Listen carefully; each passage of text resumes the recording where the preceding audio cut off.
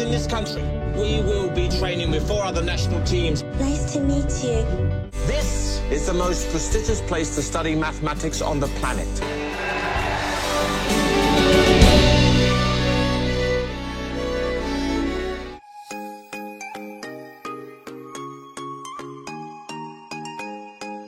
Selamat datang di Koma Channel. Kali ini gue akan menceritakan film A Brilliant Young Mind. Skip dulu lah untuk belajar matematika. Gue pengen motivasiin lu pada buat lebih excited banget ke matematika. Film dibintangi oleh teman tongkrongan gue. Sebelum ke film, gue ingatkan untuk spoiler warning.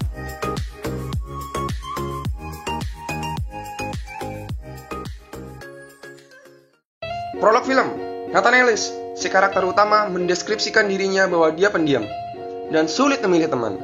Dan dia pun sadar kalau dia aneh. Waktu masih kecil, orang tuanya datang ke psikolog. Nah, kata si kampret nih, Nathan terkena autis dan sinestesia.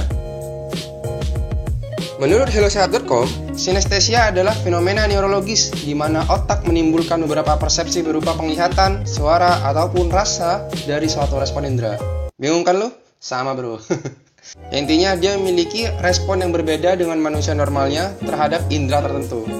Jadi menurut hellosehat.com, sinestesia itu ada 4. Ada yang terhadap warna, pola atau bentuk, rasa dan aroma, dan sensasi sentuhan. Nah, khusus untuk Nathan itu memiliki sinestesia di pola atau bentuk karena dia pintar dengan geometrinya dan sensasi sentuhan. Jadi dia gak mau dipegang sama sekali, kecuali dengan orang-orang tertentu, seperti ayahnya gitu.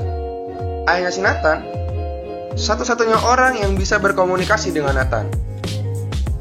Sampai suatu ketika, mereka mengobrol di mobil dan... But you shouldn't be afraid.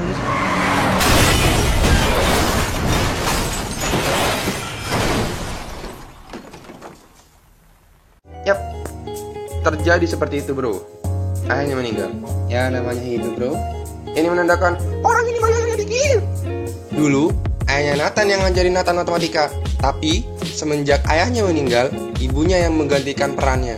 Cuman, katanya Nathan sih, ibunya ya bego lah. Maka dari itu, ibunya menyekolahkan Nathan ke tempat yang seharusnya. Mungkin sebelumnya Nathan homeschooling kali ya. Mereka ketemu kepala sekolah dan Nathan diperkenalkan dengan Mr. Humphries yang merupakan mantan anak IMO. Olympiad, yes, the IMO. Di Indonesia ada juga seleksi IMO.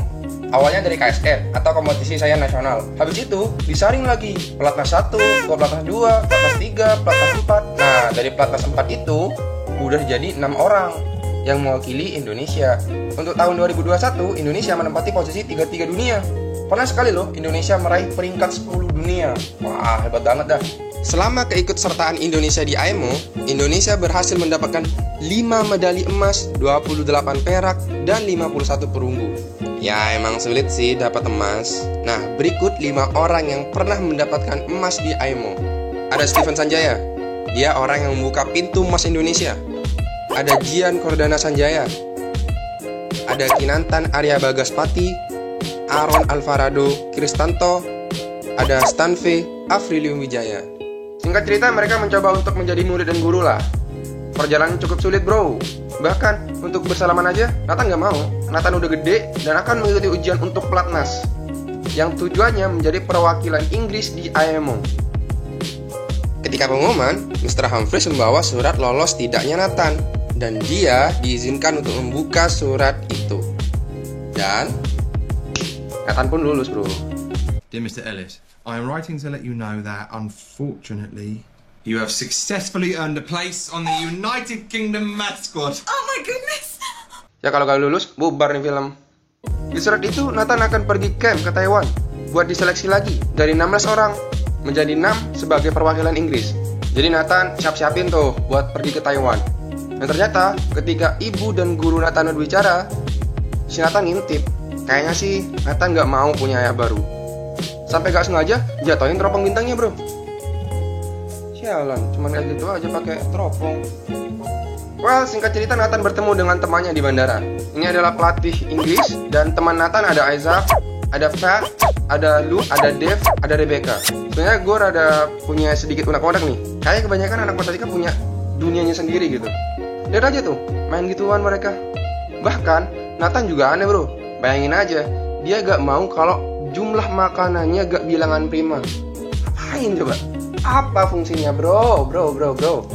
Di camp bukan hanya ada anak Inggris, tapi ada anak China dan Taiwan. Mereka belajar matematika olim tuh.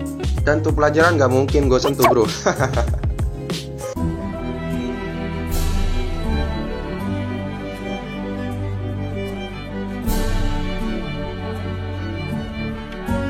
Nah, pelatih dari Inggris dan China bersepakat untuk memasangkan masing-masing anggotanya.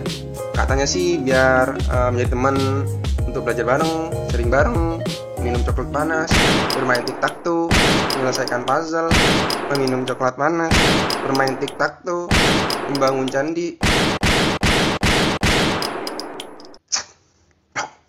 Dan si Nathan berpasangan dengan Zheng Mei. Yang mana Zheng Mei ini ponakannya pelatih Cina bro. Goks gak tuh? Hari ke hari mereka akrab lah. Si Zheng Mei bisa berteman baik dengan anak autis. Di camp, Nathan sekamar dengan Luke. Kalau gua mati nih kayaknya di bocah gak suka sama Nathan dah. Ya kayak ngeremehin, gak suka dia terlalu diem lah, dan gak suka anak baru. Selayaknya kebiasaan dari kecil yang pendiam, Nathan pun waktu camp juga pendiam, dan hasilnya tidak maksimal. Pelatihnya pun sebenarnya sadar betul akan kemampuan Nathan. Udah dapat teguran keras tuh dari pelatihnya.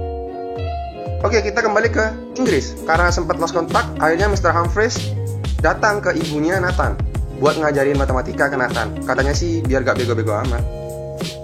Belajar dari pagi ke malam, buset dah. Gua aja 5 menit udah bubar gua gak belajar. Dan yang paling bagongnya, mereka bercocok tanam dong. Aduh. Nathan pun hari demi hari mulai akrab banget dengan Zheng Mei. Dan Zheng Mei mampu menggantikan sosok ayahnya Nathan. Dia mampu mengubah kebiasaan buruk Nathan menjadi lebih baik. Kayak kebiasaan picky makanan, mulai mencoba untuk interaktif ketika belajar, mencoba untuk menumbuhkan kemampuan terbaiknya. Sampai ketika Nathan berani maju ke depan nih, dan berani ngejawab soal sulit. Dan semua orang pun di sana tepuk tangan buat Nathan. Karena Nathan jawabannya benar. Good work. Everyone, good work.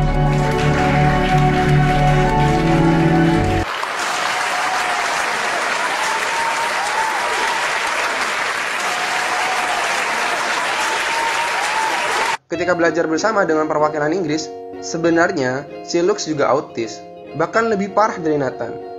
Dia sampai gak kompetitif, berusaha mengganggu teman lainnya supaya gak konsentrasi belajar. Dimarahin tuh sama Aiza. Sialan lo anjing, jangan ganggu belajar gue dong. Semalam sebelum seleksi terakhir, Nathan rada gugup sampai gak bisa tidur. Ya intinya takut gak lolos lah. Temannya ada yang belajar, ada yang nonton film, main piano, push up, minum coklat panas, main tic-tac-toe, menyelesaikan puzzle, minum coklat panas, main tic-tac-toe, bangun candi. Pada saat pengumuman, yang berhasil menjadi perwakilan AEMO Inggris adalah Isaac, ada Li Jing, ada Rebecca, ada Fav, ada Ben, dan ada persaingan yang ketat di posisi ke-6 antara Nathan dan Luke. Tapi kita semua tahu lah, jika protagonis sudah tidak tampil, maka filmnya akan selesai bro. Jadi ya si Nathan deh yang menang. Makin benci dah si Luke ke Nathan. Penutupan kerjasama Inggris dan China ditutup dengan mancing udang bersama. Luke yang merasa kesal tidak lolos membuat onar dan meluapkan emosinya ke teman-temannya, terutama Aiza.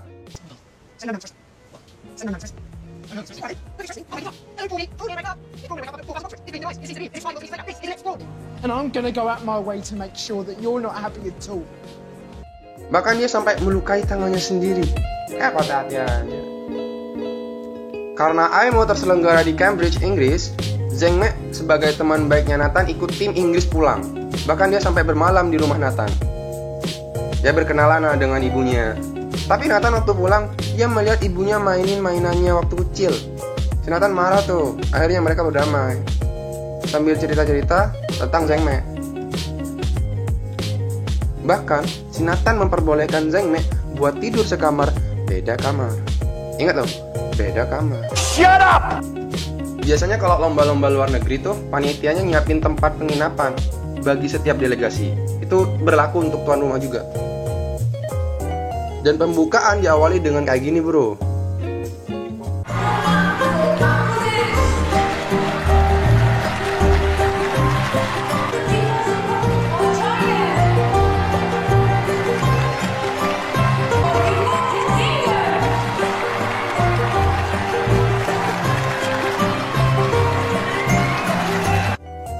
Malam sebelum kompetisi, Zheng Mei ke kamarnya Nathan lagi bro.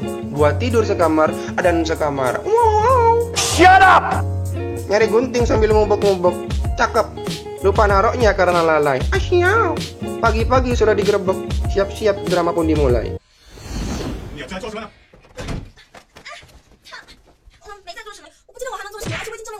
不够，你做的不够。这有能力跟狼神其他搞，而且有能力学习，早练还是有能力搞事。对你费用，对你最好。白痴，你太棒，我就忘了。我不是凭自己的能力进来，如果我传这些因为你是你的职能，那我根本就不想留下来。你敢？你不能走。 Pelatih kungfu pun marah ke ponakannya. Mereka berantem selama 49 detik. Bukan 19 detik. Kalau 19 detik, Zhang Mei pun mudik ke kampung halamannya. Tidak ikut lomba. Usut punya usut, Rebecca lah yang memberitahu pelatih kungfu kalau dia melihat Nathan dan Zhang Mei sekamar dan sekamar. Waktu lomba, Nathan bingung tuh. Gimana nih, pujaan hati pergi dan kemungkinan dia gak bisa ketemu lagi. Pada waktu itu, Nathan keinget ayahnya. Dia gak mau apa yang terjadi pada ayahnya terjadi juga pada Zhang Mei. Akhirnya Nathan meninggalkan lomba. Sempat dikejar tuh sama pelatih dan juga Mr. Humphries, tapi gagal.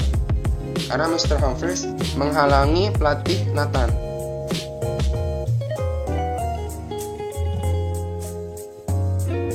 Sebelum mengejar Zhang Mei, Nathan curcol semua kejadian ke ibunya. Ibunya mengerti dan mereka bersama-sama mengejar Zhang Mei.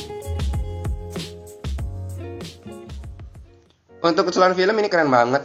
Emang ada sih yang nggak sesuai dari pandangan gue, kayak ada negara Taiwan juga loh ikut camp tapi tidak dinotis. Terus sebenarnya ada satu kandidat Inggris di AIMO, namanya Li Jing. Tapi sampai sekarang nih gue gak tahu dah kayak gimana batang hidungnya. Dan kayak kurangnya peranan pelatih kungfu ke Zhang Mei.